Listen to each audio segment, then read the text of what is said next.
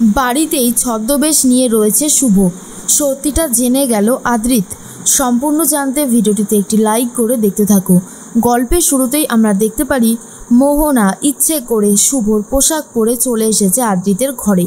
পেছন ফিরে দাঁড়িয়েছিল মোহনা, আর সেই জন্য আদ্রিত ভাবে যে শুভ হয়তো ফিরে এসেছে।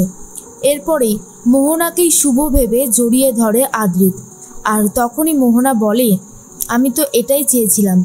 এর মধ্যেই আদ্রিত বলে, না, এটা তো আমার শুভ হতে পারে না। শুভকে জড়িয়ে ধরার মধ্যে অন্যরকম একটা ফিলিংস ছিল।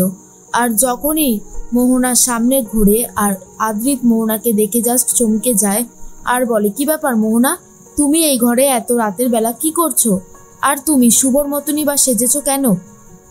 এর মধ্যেই মোহনা বলে, কেন সাজবো না আয়ান, আমি যে তোমাকে ভালোবাসি, আর ভালোবাসি বলেই তোমাকে কাছে পেতে চাই। এটা কি কোনো অন্যায়?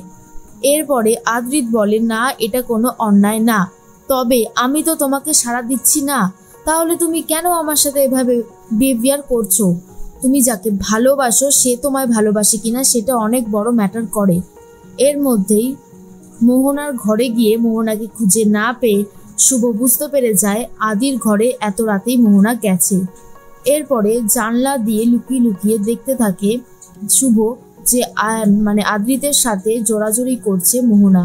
আর তখন আদ্রিত বারবার করে মোহনাকে ঘর থেকে বার করে দিতে চায়, কিন্তু মোহনা কিছুতেই ঘর থেকে বের হতে চায় না, আর আদ্রিতকে জড়িয়ে ধরতে চায়। যখন আদ্রিত মোহনাকে পাত্তা দেয় না, মোহনা ঠিক করে আদ্রিতকে ড্রিঙ্কস করিয়ে নিজের কাছে নিয়ে আসবে। তখন আদি বলে, কি হলো? তোমাকে তো আমি অনেকক্ষণ আগেই চলে যেতে বলেছি, তুমি এখানে দাঁড়িয়ে আছো কেন? মোহনা বলে, আচ্ছা তুমি সবসময় আমার সাথে এরকম কেন করো আয়ন? আমি তো তোমাকে ভালোবাসি। এরপরে যখন আদ্রিতকে জড়িয়ে ধরতে যাবে তখনই শুভ এসে দরজা টকটক করতে থাকে। এরপর দরজাটা খুলে দেয় আদি আর জিজ্ঞেস করে, কেশব ঘুমায়নি কেন এত রাতে? তখন শুভ বলে, আসলে ও ওর বাবার কাছে আসতে চাইছে। মা নেই তো কি হয়েছে, বাবা তো আছে, বাবাই পারবে ছেলেকে ঘুম পাড়িয়ে দিতে। কেশবকে আদ্রিতের কাছে দিয়ে যায়। আর তখনই মোহনা বলে, লাকি, তোমাকে তো কেশবকে দেখভাল করার জন্যই এখানে রাখা হয়েছে, তাহলে তুমি এত রাতে ওকে দিয়ে চলে যাচ্ছ কেন? শুভ বলে, দেখুন, বাচ্চারা বাবা মার কাছেই সব থেকে ভালো থাকে, কেশবের মা নেই তাই বাবার কাছেই দিয়ে গেলাম।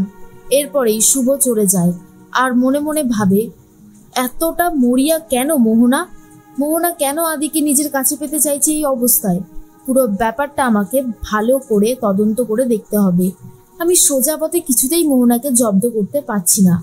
ছদ্মবেশ নিয়ে শেষ পর্যন্ত আমাকে এই কাজটা করতে হচ্ছে। মোহনা খুব রেগে যায় আর আদ্রিতের ঘর থেকে শেষ পর্যন্ত বেরিয়ে যায়।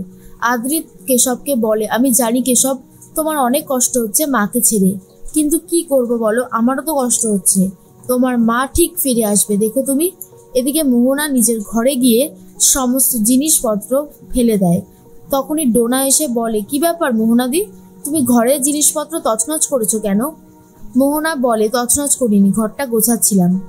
ডোনা বলে, আমি খুব ভালো মতনই জানি তোমার রাগ কার ওপর হয়েছে। শুভদির ওপর তোমার খুব রাগ, আর শুভদির ওপর আমারও খুব রাগ। বিশ্বাস করো, আমি ওই মেয়েটাকে একদমই সহ্য করতে পারি না, তাই সবসময় বলছি যে তুমি শুভদিকে এই বাড়িতে আসতে দিও না। দাদাভাই সেবন্তী ম্যাডামের কথা খুব মনোযোগ দিয়ে শোনে, তাই দাদাভাইকে পাওয়ার আগে তুমি যদি মায়ের কান ভাঙাতে পারো, মায়ের কাছে প্রিয় পাত্রী হয়ে উঠতে পারো, তাহলেই কিন্তু তোমার এই বাড়িতে থাকা পাকাপাকিভাবে সম্পন্ন হয়ে যাবে। আর দেখো, আমরা তো দুজন বন্ধু, তাই আমি তোমাকে সাহায্য করে গেলাম। মোহনা পুরো ব্যাপারটা শোনে আর ভাবে, তাহলে এবারে আয়ানের মাকেই আমাকে মন ভোলাতে হবে। এর মধ্যেই সকালবেলায় শুভ কেশবকে দেখভাল করতে থাকে আর বলে, তোমাকে তো লিটল চ্যাম্প বলে তাই না, তুমি তো এইবারই লিটল চ্যাম্প। আর ঠিক তখন আদ্রিত ওপর থেকে নিচে নামছিল। চ্যাম্প কথাটা শুনে অবাক হয়ে যায়, এসে বলে, তুমি কি করে জানলে? এই বাড়িতে কেশবকে একমাত্র আমি চ্যাম্প বলে ডাকি, কিন্তু ইদানিংকালে আমি আর এই নামটা বলে ডাকি না। তুমি কি করে জানলে? কে তুমি, যার কাছে কেশব গেলেই শান্ত হয়ে যায়? এরপরে শুভ বলে, ইস, কি যে বোকামো করি না, একটু হলেই ধরা পড়ে যাচ্ছিলাম। এরপরেই শুভ বলে, আসলে আমি একবার শুনেছিলাম বলেই হয়তো বললাম, আর আমি বুঝতেও পেরেছিলাম, বাংলা আমি বুঝতে পারি, বলতেও পারি, শুভর কথা শুনে আদ্রিতের সন্দেহ বাড়তে থাকে। এরপরে তাড়াতাড়ি করে লাকি শুভ সাইড হয়ে যায়। আদ্রিত বারবার মেসেজ করতে থাকে শুভকে আর বলে, ফিরে এসো, একবার আমার কথা শোনো। তখনই চলে এসেছিল সমিত। সমিত বলে, দাদাভাই শুভ কোথায় চলে গেল বলতো, আমরা তো কোনোভাবেই ওকে খুঁজে পাচ্ছি না। তখন আদ্রিত বলে, সবার মধ্যেই আজকাল আমি যেন শুভকে দেখতে পাচ্ছি।